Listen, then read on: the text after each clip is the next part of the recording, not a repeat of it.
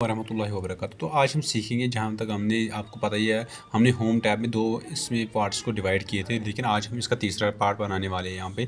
तो यहाँ पे क्या सीखेंगे हमने जस्टिफाई तक यहाँ तक सीखा था, ठीक है। उसके बाद क्या करते हैं, जस्टिफाई हम लिखेंगे सीधे फार्मूला यहाँ पे, जैसे कि आप लोगों को पता ही है कि फार्मूला लिखते हैं रैंड, हम ब्रैकेट स्टार्ट और ब्रैकेट क्लोज करके यहाँ पे एंटर कर देते हैं। और यहाँ पे आप लोगों को ऑप्शन दिख रही है लाइन स्पेसिंग की। लाइन स्पेसिंग का मतलब क्या है, फॉर एग्जाम्पल मैंने ये पैराग्राफ पहला वाला लिखा है, इसको मैं सिलेक्ट करूँगा, ठीक है। सिलेक्ट करने के बाद मुझे क्या लग रहा है, इनकी लाइन स्पेसिंग थोड़ी कम है, तो मैं कहाँ जाऊँगा, लाइन स्पेसिंग की यहाँ पे ऑप्शन आ रही है, जहाँ जितनी भी मुझे लाइन स्पेसिंग करनी होगी मैं यहाँ पे इस पर टैप करता जाऊँगा और यहाँ पे इसकी लाइन स्पेसिंग ज़्यादा होती जाएगी, जैसे कि आप लोगों को भी खुद यहाँ पे दिख रहा होगा। तो उसके बाद मुझे क्या करना है, अगर मुझे कम करनी होगी तो यहाँ पे आपको बाय डिफ़ॉल्ट रखना होगा 1.15। तो उसके बाद क्या है, उसके बाद यहाँ पे आपको एक ऑप्शन दिख रही होगी शेडिंग की। शेडिंग का मतलब क्या होता है, शेडिंग का मतलब होता है अगर मुझे किसी भी पैराग्राफ को यहाँ पे क्या बैकग्राउंड चेंज करना होगा तो वो यहाँ पे मैं आपको इसको कर सकता हूँ। तो उसके बाद क्या है, उसके बाद है यहाँ बॉर्डर्स का मतलब क्या है, बॉर्डर्स का मतलब क्या है, फॉर एग्जाम्पल मैंने सिलेक्ट किया सारा टेक्स्ट, मुझे इस सबको क्या चाहिए, बॉर्डर चाहिए।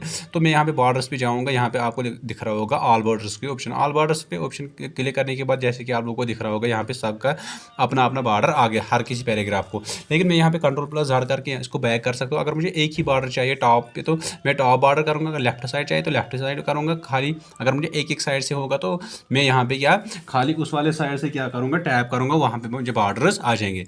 तो उसके बाद क्या है हम इसको यहाँ पे डिलीट कर देंगे। उसके बाद हम यहाँ सीखेंगे ब्लड्स का मतलब क्या होता है। फॉर एग्जांपल मैंने यहाँ पे लिखा कोई नाम, मैंने इस फॉर एग्जांपल ये कोई नाम लिखा, एंटर किया, दूसरा नाम लिखा, ये भी एंटर किया, तीसरा नाम लिखा, ये भी एंटर किया।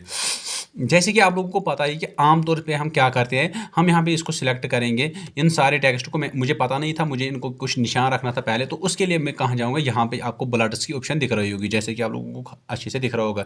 ब्लड्स का मतलब क्या होता है, कोई निशान रखना है। पहले मैंने कुछ टेक्स्ट लिखा, उनको सिलेक्ट किया और यहाँ पे किसी भी ब्लड पे मैंने क्या किया, क्लिक किया, तो यहाँ पे उनको ब्लड्स रह गए। फॉर एग्जाम्पल मैंने 3 लिखे यहाँ पे, जब मैं एंटर करूँगा तो चौथे को खुद ब खुद आ जाएगा, तो 5 लिखूँगा तो 5 को खुद ब खुद आ जाएगा। लेकिन मैं चाहता हूँ अब यहाँ पे मैंने गलत किया, गलत क्यों किया, मुझे नाम 100 लिखने हैं, लेकिन जब मैं 100 नाम लिखूंगा यहाँ पे तो मुझे समझ ही नहीं आएगा कि मैंने कितने नाम लिखे।